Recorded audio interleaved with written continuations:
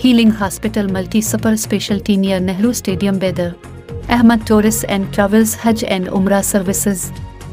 आपकी खिदमत हमारी नज़र में किसी इबादत से कम नहीं, आपका एतमाद ही हमारी कामयाबी है। रज़ा पब्लिक स्कूल बागबान बिल्ली राव तालीम बेदर। यूनक combination modern education and Islamic studies. United hospital सपना मल्टीप्लेक्स के करीब गंपा रोड बेदर।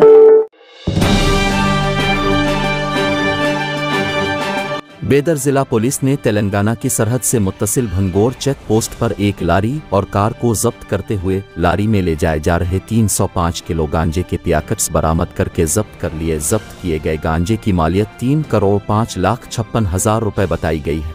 इस सिलसिला में पुलिस ने 4 मुलजिमीन को गिरफ्तार किया है। पुलिस ने 8 लाख रुपए मालियत की लारी और 6 लाख रुपए मालियत की कार जब्त कर लिए है। लारी में गांजे के पैकेट्स उड़ीसा से महाराष्ट्र मुंतकिल किए जा रहे थे, जबकि कार लारी के पीछे निगरानी के तौर पर चलाई जा रही थी। ये तफसीलात एसपी बेदर मिस्टर प्रदीप गिंटी ने डिस्ट्रिक्ट पुलिस परेड ग्राउंड में बुलाई गई प्रेस कॉन्फ्रेंस से खिताब कर रहे थे।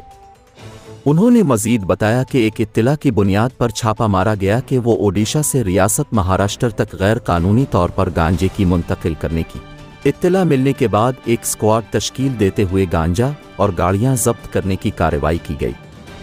इस सिलसिला में मनिली पुलिस स्टेशन में मुकदमा दर्ज हुआ है।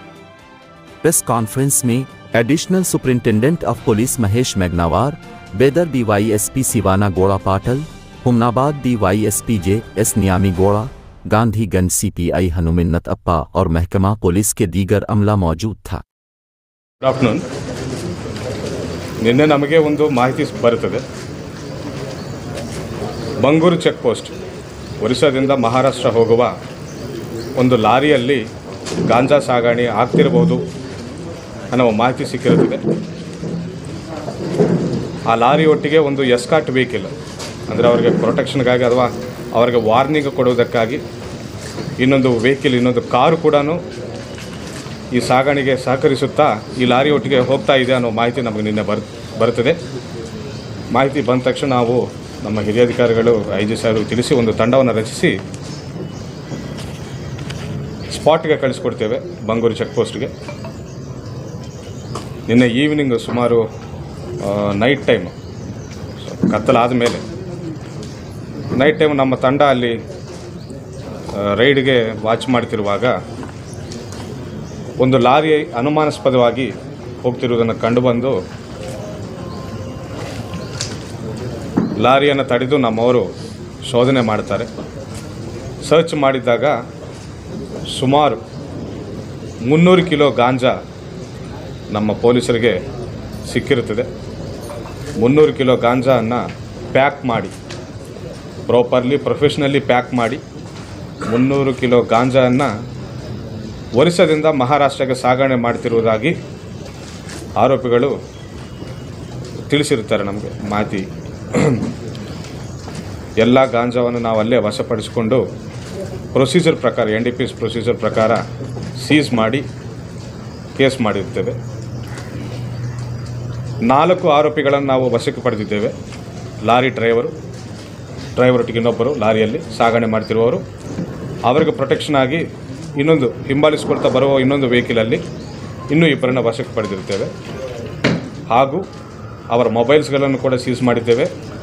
ಸ್ವಲ್ಪ ಮಟ್ಟದ ಹಣ 9,000 ರೂಪೀಸ್ ಅವರು ಕ್ಯಾರಿ ಮಾಡ್ತಿದ್ದಾರೆ, ಅದನ್ನು ಕೂಡ ನಾವು ಪಡೆದಿದ್ದೇವೆ। ಮಹಾರಾಷ್ಟ್ರ ತಗೊಂಡು ಹೋಗಿ ಅಲ್ಲಿ ಮಾರಬೇಕು ಅನ್ನೋ ಉದ್ದೇಶದಿಂದ ಅದನ್ನು ಸಾಗಣೆ ಮಾಡ್ತಾ ಇದ್ದೇವೆ ಅಂತ ಅವರು ನಮಗೆ ತಿಳಿಸಿರುತ್ತಾರೆ। ಸೊ ಯೆಸ್ಟರ್ಡೇ ನಮ್ಮ ಇಡೀ ತಂಡ ಒಂದು ಗಾಂಜಾ ರೈಡನ್ನು ಯಶಸ್ವಿಯಾಗಿ ನಿನ್ನೆ ಮಾಡಿದ್ದಾರೆ। ಸೊ ಅದನ್ನು ನಿಮ್ಮ ಮೀಡಿಯಾ ಮುಖಾಂತರ ನಾನು ಎಷ್ಟು ಅರೌಂಡ್ ಒಂದು 3 ಕೋಟಿ ರೂಪಾಯಿ, 1 ಕಿಲೋ 1 ಲ್ಯಾಕ್ ರೂಪೀಸ್ ಅಂತ ಮಾರಬೇಕಂತ ಇರ್ತಾರೆ ಅವರು। ಸೊ ಆ ಲೆಕ್ಕನಲ್ಲಿ ನೋಡಿದರೆ 300 ಲಕ್ಷ ಅಂದರೆ 3 ಕೋಟಿ ರೂಪಾಯಿ ಬೆಲೆ ಬಾಳುವ ಗಾಂಜಾ।